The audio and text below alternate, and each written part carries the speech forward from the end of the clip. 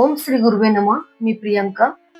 आज आपण श्रीपाद श्रीवल्लभ चरित्रामृत या अमृतमय ग्रंथातील 10वा अध्याय एकत्र वाचणार आणि ऐकणार आहोत.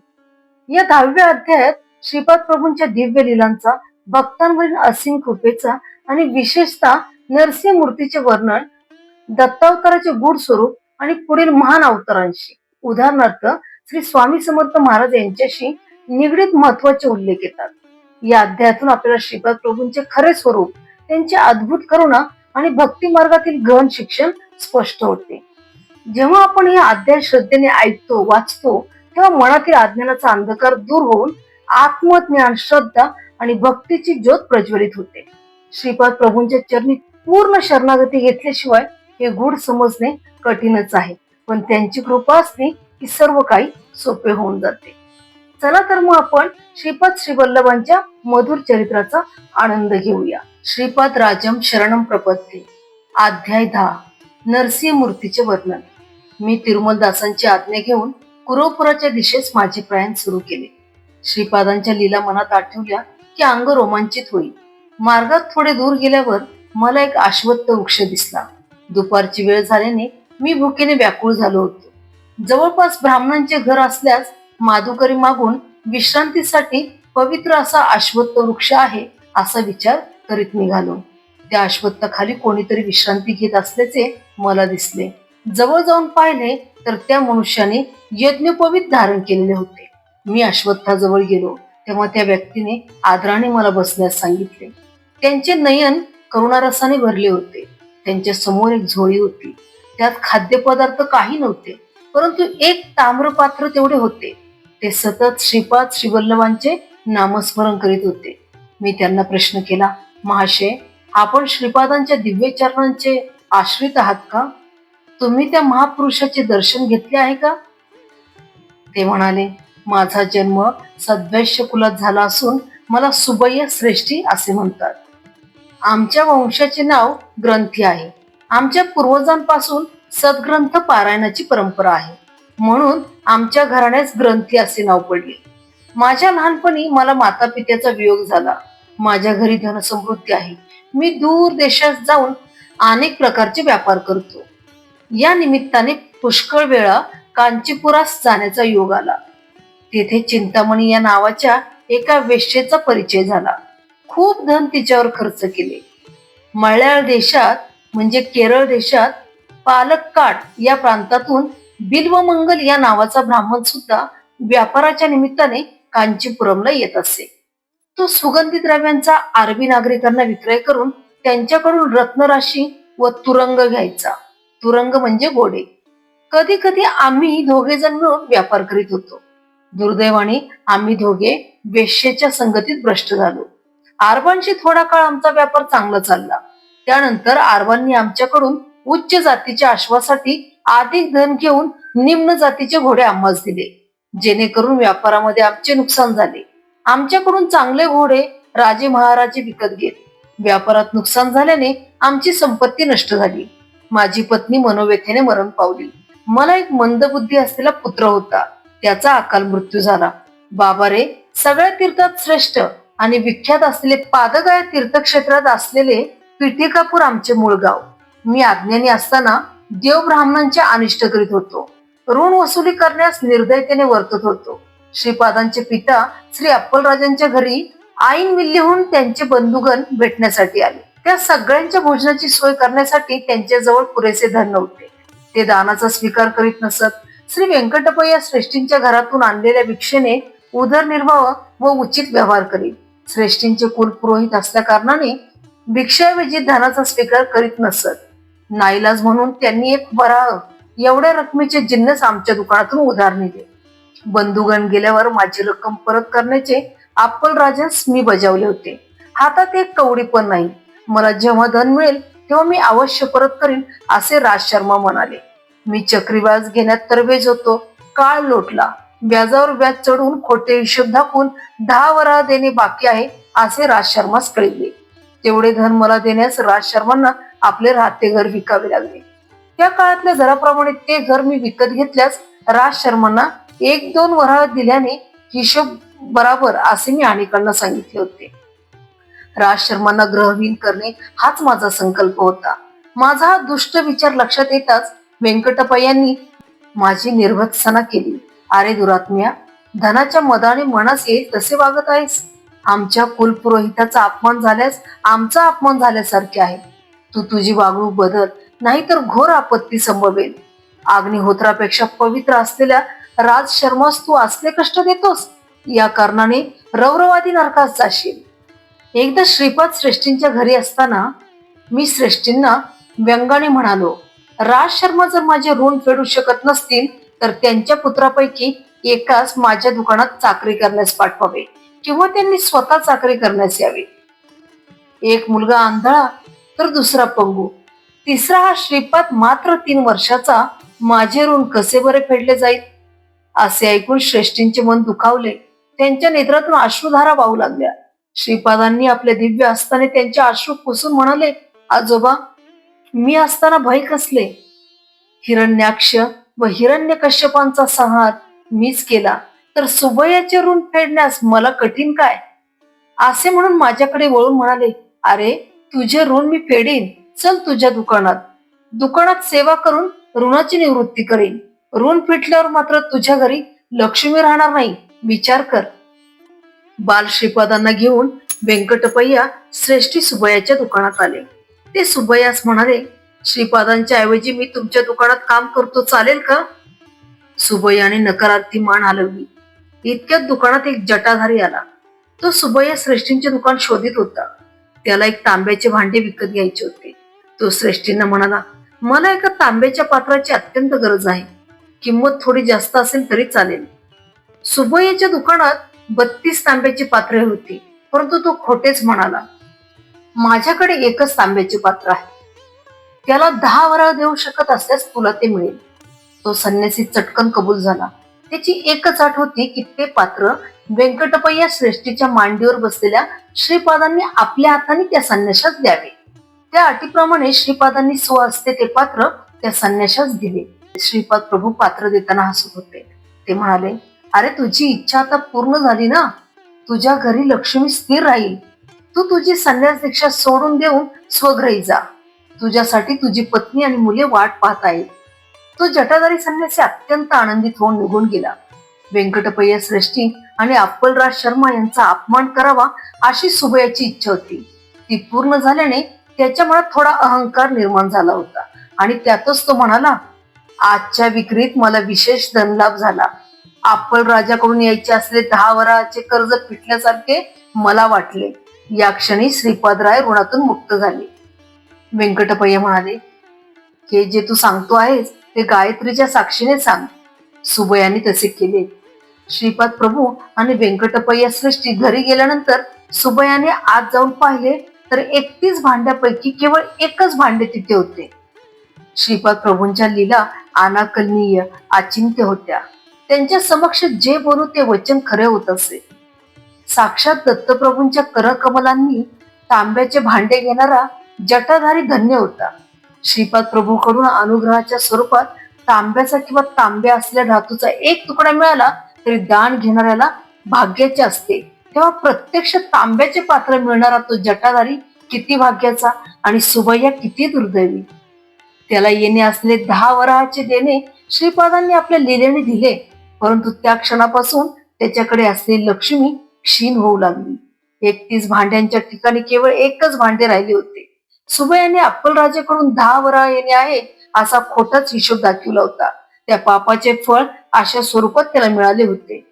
शंकर भट्ट म्हणाले, अरे सुबय्या, सूर्योदयापूर्वीचा आणि सूर्यास्तापूर्वीचा काल अत्यंत पवित्र असतो. प्रातसंध्येच्या समयी आणि साय संध्येच्या वेळी अग्निहोत्र करणे विशेष फलदायी असते. प्रातःकाळी सूर्य भगवान सर्व शक्तीच्या स्तोत्राने सिद्ध असतात. संध्या समयी या सर्व शक्ती पुनरुपी सूर्यात विलीन होतात. यावर सुबय्या म्हणाला, महाराज, दान स्वीकारल्यास पुण्य कमी होते असे मी ऐकले होते, परंतु ते स्वीकारले नाही तर पाप लागते असे आपल्याकडून ऐकले होते. या दुहेरी वाक्यांचा अर्थबोध होत नाही. तसेच श्रीपाद स्वामी श्री दत्तात्रयांचे अवतार असे म्हणतात, तेच नरसिंह स्वामीचा अवतार, शंकराचा अवतार असे काही जण म्हणतात. शिवामध्ये अणुसयाचे तत्व कसे अंतर्भूत आहे ते समजत नाही. कृपया या सर्वांचा खुलासा करावा. परंतु या प्रश्नाचा खुलासा करण्या अगोदर सर्वांना भूक लागली असल्याने जेवणाचा बेत ठरला. आश्चर्याची गोष्ट अशी की त्या लहानशा जागेमध्ये एका तांब्याच्या भांड्याशिवाय दुसरे काहीच नव्हते. 2 केळीचे पाने सुबैयाने आणली. शंकर भट्ट नदीवर जाऊन शुचिर्भूत होऊन आले. जेवणासाठी भात आणि दोडक्याच्या वरणाचा बेत होता. केळीची पाने जेवणासाठी घेतली व पळसांच्या पानांचे द्रोण तयार केले. ते जटाधारी संन्याशाने डोळे मिटून क्षणभर ध्यान केले आणि जवळच्या तांब्याच्या पात्रातून द्रोणात पाणी टाकले. त्यानंतर त्याच भांड्यातून दोडक्याचे चवदार वरण वाढले व नंतर भात वाढला. त्या अमृतासमान जेवण करून आम्ही तृप्त झालो. रिकाम्या भांड्यातून प्रथम पाणी नंतर अन्न येणे हा एक दैवी चमत्कारच होता. भोजनानंतर ते भांडे रिकामेच होते. श्रीपाद स्वामी सकल देवता स्वरूप आहे. शनिदेव कर्मकारक आहे. ग्रहामधील छायाग्रह राहू केतूतील राहू शनीमुळे फल देतो, केतू मंगळामुळे फल देतो. कर्मकारक असणारा शनी कर्मसाक्षी असणाऱ्या सूर्याचा पुत्र असल्याने शनिवारची सायंकाळ शक्तिमान असते. चतुर्थी आणि त्रयोदशी राहूस बलवान असतात. शनी त्रयोदशीच्या महापर्व काळात सायंकाळी शिव आराधना केल्यास मानवाच्या पूर्वजन्मात केलेल्या पापांचे फल नष्ट होते.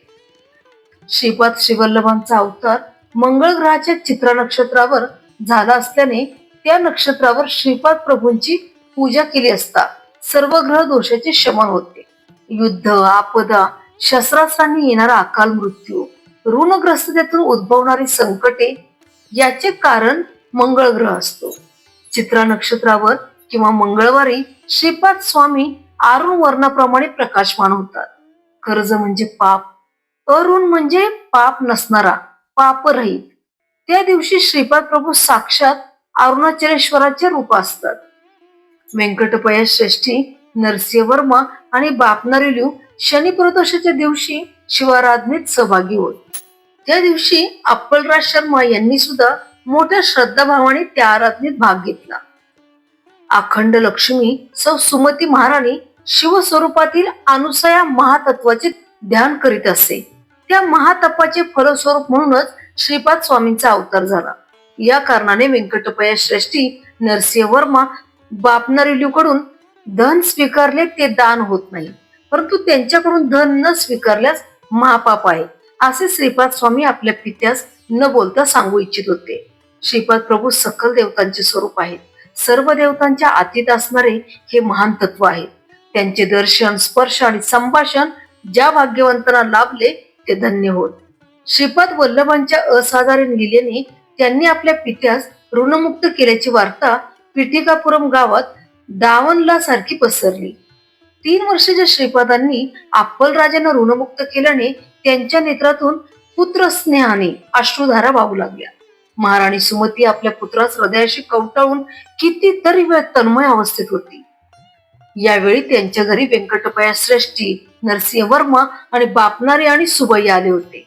सुबैयाने सर्व वडीलधाऱ्या मंडळीसमोर श्री राज शर्माचे ऋण म्हणजे देणे फिटले असे सांगितले.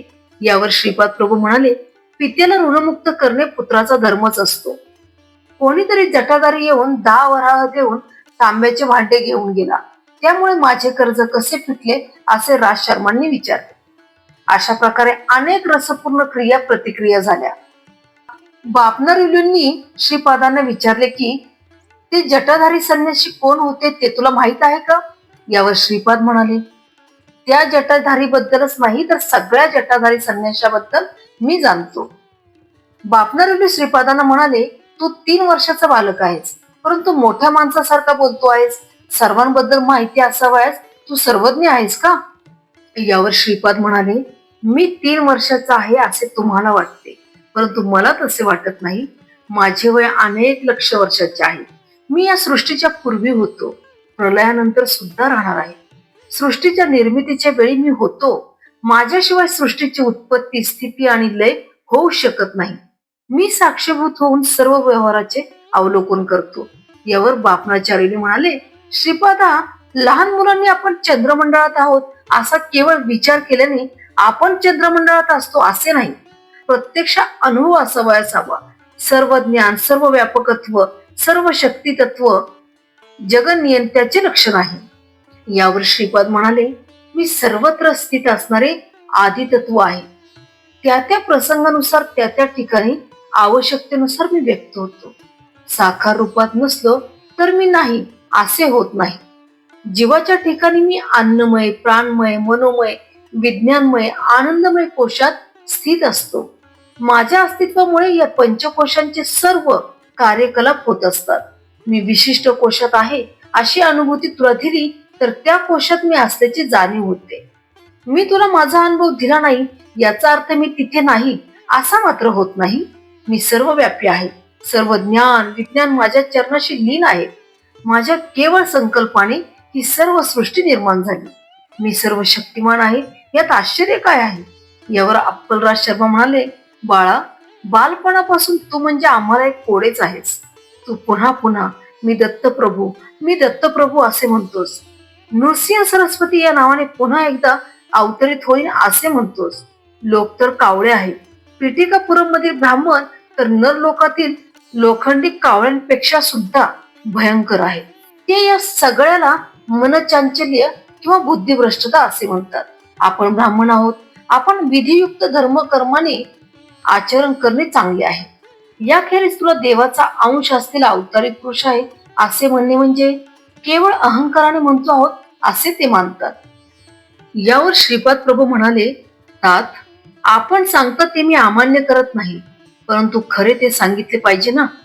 पंचभूताकडून साक्ष देण्याची वेळ आल्यास मी दत्तप्रभू नाही असे सांगणे म्हणजे असत्य भाषणाचा दोष लागणार नाही का? नभोमंडलातील सूर्याला तू सूर्य नाहीस असे म्हटल्याने तो सूर्य नाही असे होईल का? सत्य देश काल बाधित असते.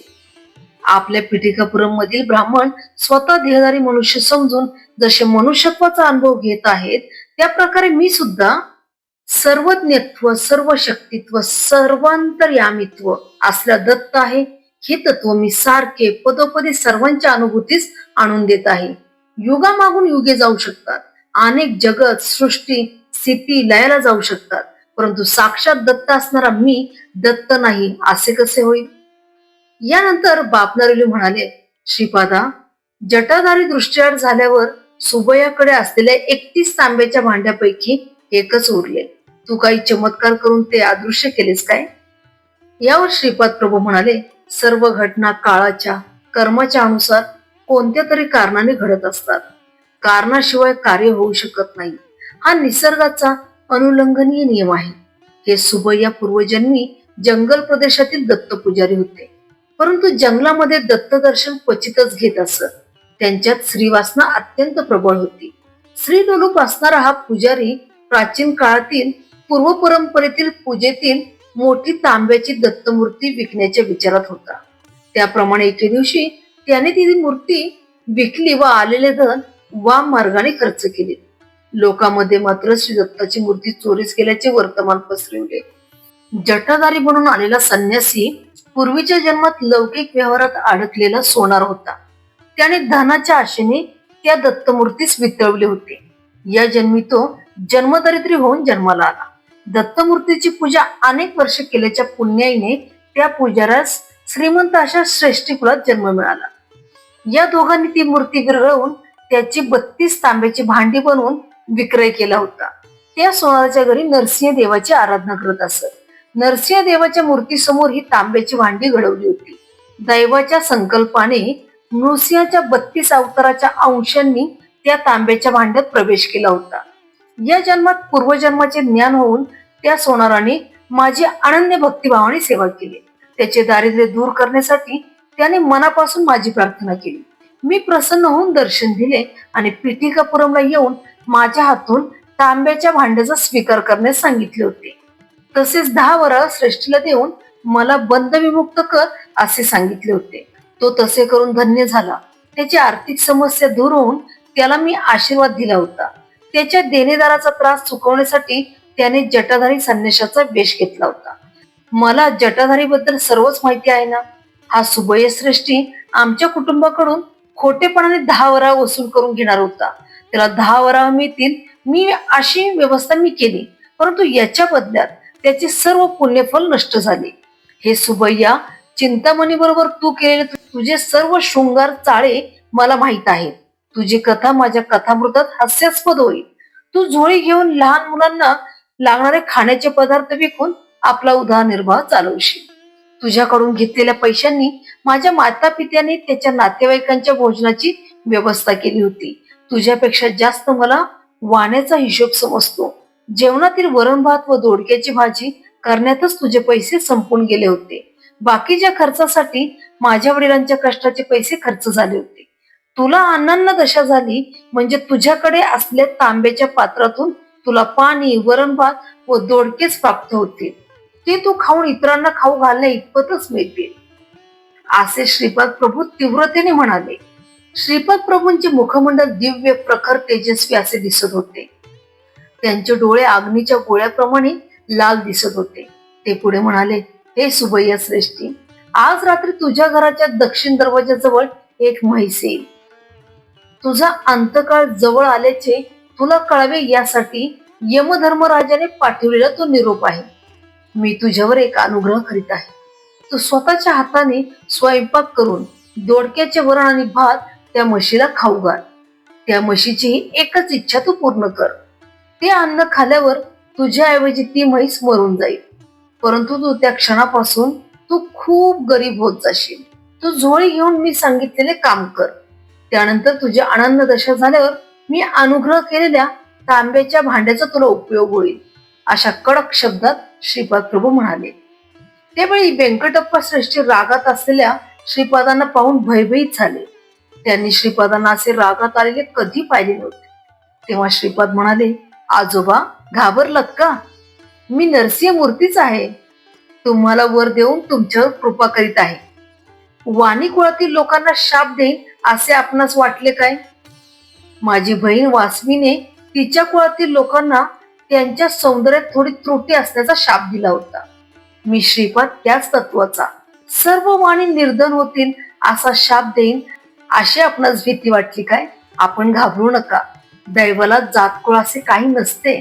तसेच भक्तांना सुद्धा जातीकुळ नसते.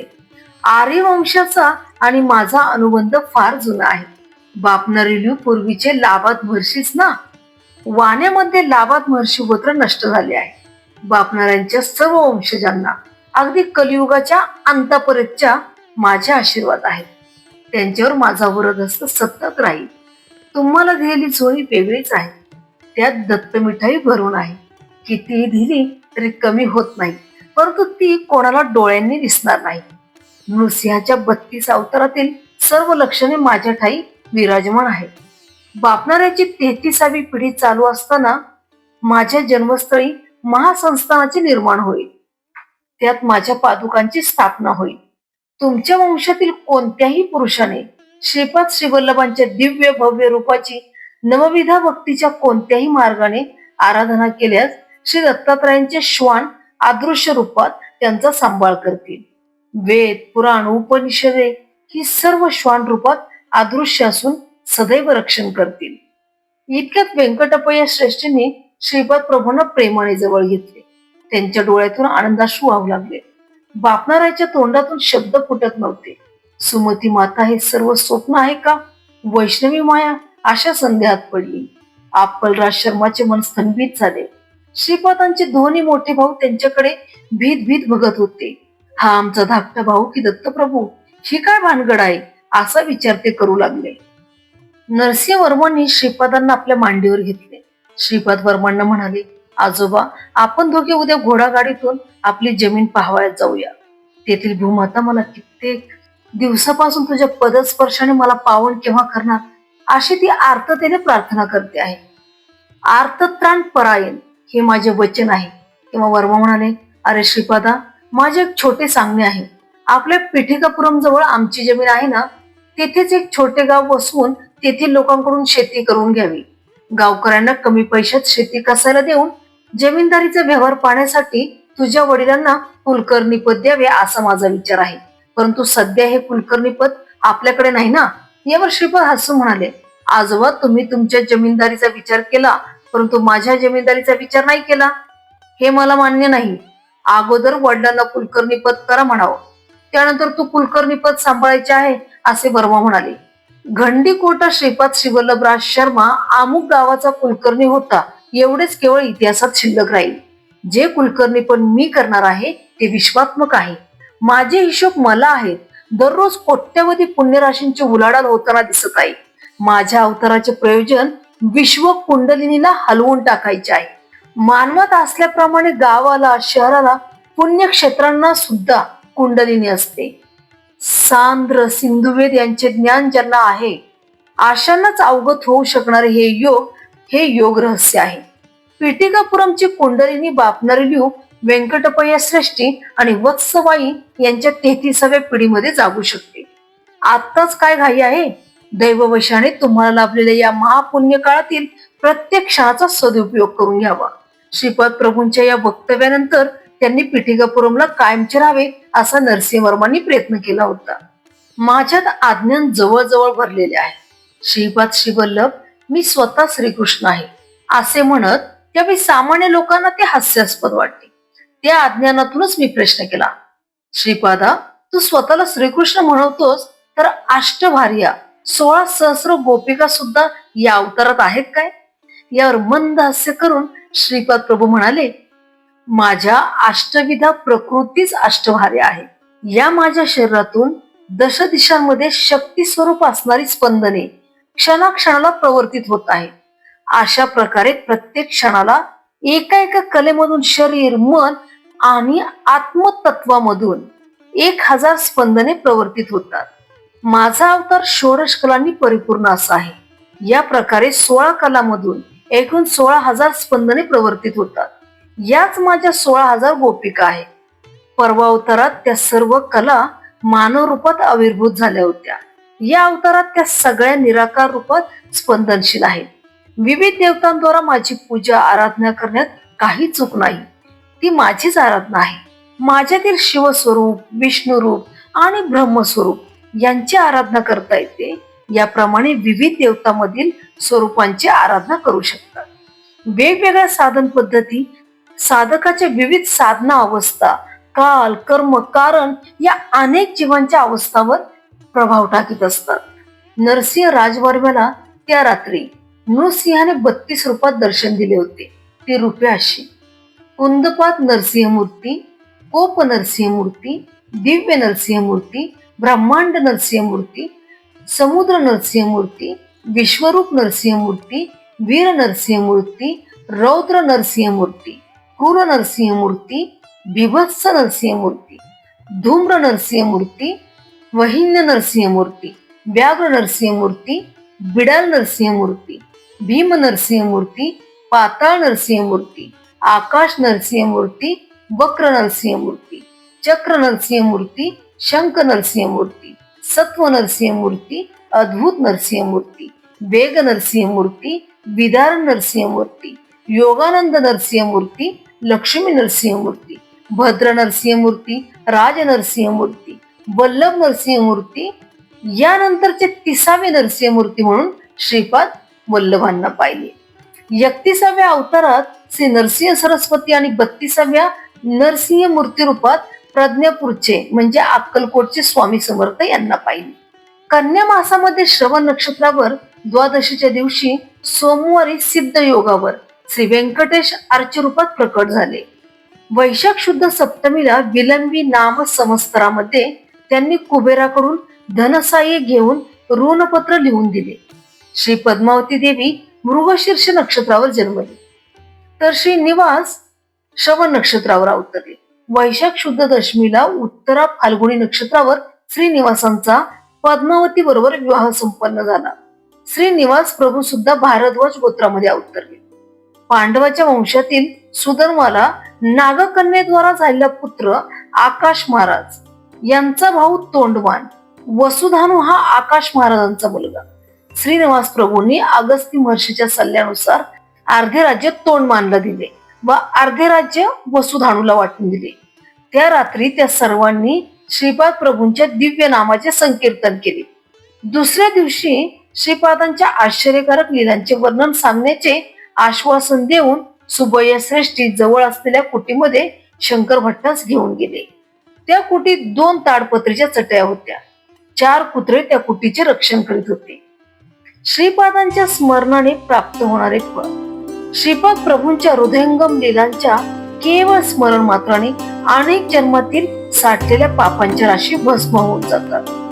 10वा अध्याय या ठिकाणी समाप्त झालेला आहे. श्रीपाद श्री वल्लभांचा जय जयकार असो.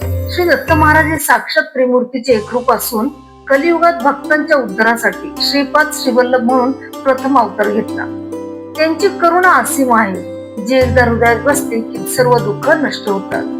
जर हा व्हिडिओ आपल्याला आवडला असेल तर लाईक करा, कमेंट मध्ये श्री गुरुदेव दत्त लिहा आणि चॅनल सबस्क्राईब करून बेल आयकॉन दाबा, जेणेकरून पुढील अध्यायांची सूचना लगेच मिळेल.